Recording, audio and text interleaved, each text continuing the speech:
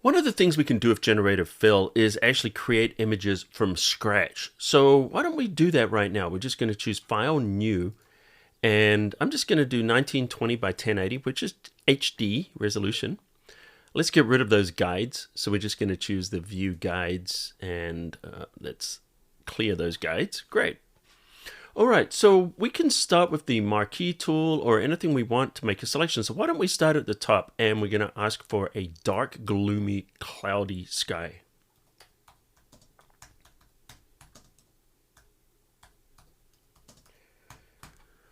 And see what we get.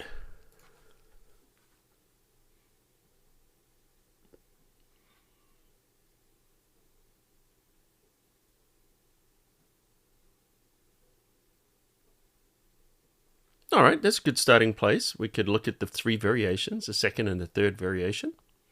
I kind of like that variation. So why don't we go here, and I'm going to go right onto the thing, and then we're going to type in ocean.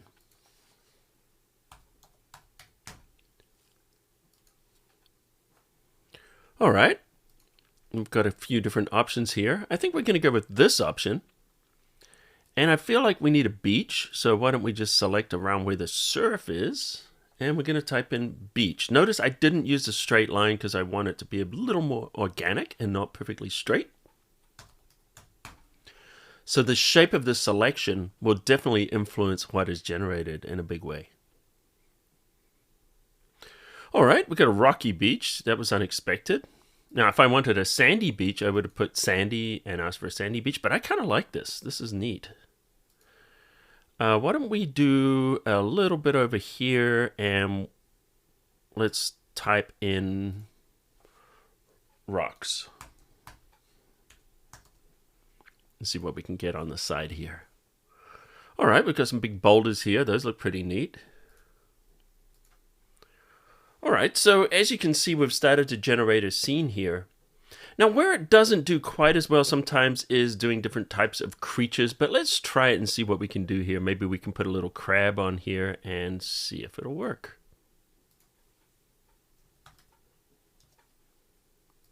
That one's not too bad. Maybe the scow's a pretty large crab, but that's fine. And maybe we're going to put a bird here. Let's do...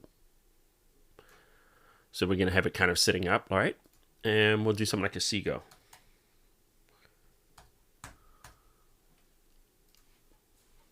Okay, so there we go. We got the seagull looking right at us. Now, if I'm looking at it scale-wise, I'm going to say that the seagull is maybe a little too big. So here's another thing we can do. We can scale this down.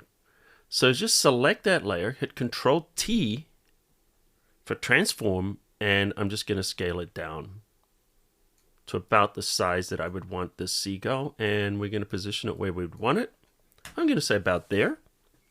Now, here's the interesting thing. Because this is a generative layer, even though we resized it, it still has seagull in the prompt, and all we need to do is hit generate one more time. It's not going to give us the same seagull, but it's going to generate another seagull at the new size, and it's going to blend it into the background.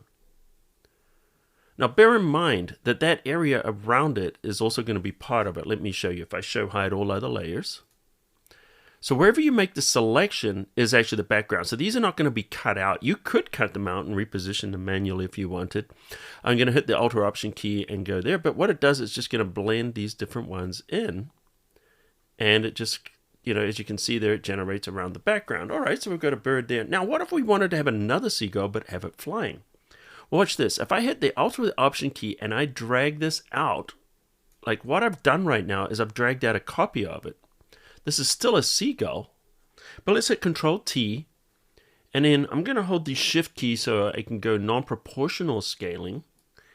And why don't we drag this out a little bit and maybe even slightly angle it like this. Now, I'm looking at not necessarily that area. I'm looking at the area that's being selected, and we definitely need that to go further. I need to really widen that out. There we go. That looks good. Don't worry about what the result looks like right now. Actually, let me tilt the other way. Let's go that way.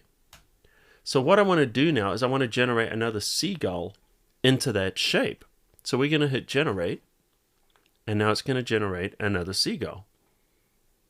And there we go. And notice that it's using that shape, and we're going to get, brand new ones. Those two are not great. I think that one there is about the best one that we've got there. Now, if you didn't like it, you could hit generate one more time and it'll generate a completely different one. But I think you're getting the general idea, right? So it doesn't matter if you distort it. Once you regenerate, it's just going to use that shape of that selection. That's all it really cares about. So let's go over here. Let's see if we can get a whale going. It's probably not going to be great, but let's try it just because, let's see. Because some of these, things like some of the animals and people, it's not doing a fantastic job at those at the moment, but those are definitely going to improve very, very quickly. If you've ever used things like Midjourney, you'll notice how far they got just in a few short months. All right, this is actually not too bad at all, actually. Pretty decent. Okay, let's have a look at the crab, because I'm really not happy with that crab. So the nice thing about that is I can actually just hide that layer if I don't want it. I could generate a different crab if I wanted, but I just feel like that crab doesn't look great. And the whale is not really blending off into the distance too well either. So one of the things, I could try to do is maybe just drop the opacity on a little bit. If I go too much, you're going to see things through it and it's going to look fake. But I can actually get away with dropping it down just a little bit, down to like 80%. And you don't notice that it's the opacity. It just seems a little less intense. So as you see, we can generate complete scenes from nothing using this generative fill, as well as working with existing photographs. Now, we could do other things with this. Why don't we do this just for fun? I'm going to show you if we want to extend this whole scene. Let's make the scene bigger. Let's just go all the way down here, hit enter, and all I'm going to do now is I'm going to make a selection here for a little bit of overlap. And I know we've got another lesson, where I'm showing how to extend an image, but I want to show you we can extend a completely generated image as well. We're going to hit generate fill, and then just hit generate without putting anything else in here, and just let it generate. Now, one of the things too is when it does generate, it has a maximum of 1024 by 1024 pixels. So whatever size you've got, it's going to stretch to fit that. So you're going to get a lower resolution.